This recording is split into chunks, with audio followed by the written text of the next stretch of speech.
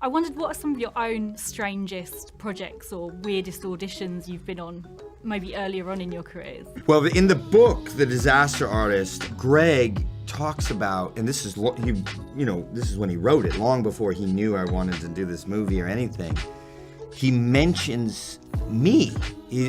Greg got cast in this movie called Retro Puppet Master in the late 90s.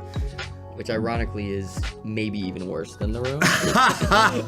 Certainly, fewer people have seen Yeah. Retro Puppet Master than The Room. In the book, he says, the director told me that a young James Franco had auditioned for this movie. And in fact, there was a sequence in our film that got cut out where we showed the making of Retro Puppet Master, and I had cast the actual director of Retro Puppet Master as himself in our movie, The Disaster Artist. And I asked him, I was like, do you have that? I need to see that audition. Your audition for him. Yes, Yeah.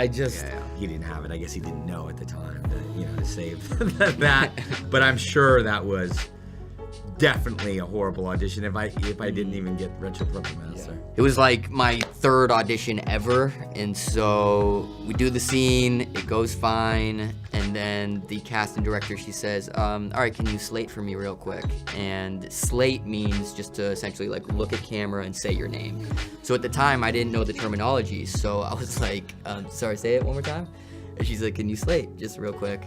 So what I hear is, can you sleep real quick?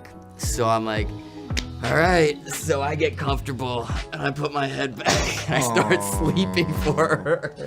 She's like, no. I was like, what?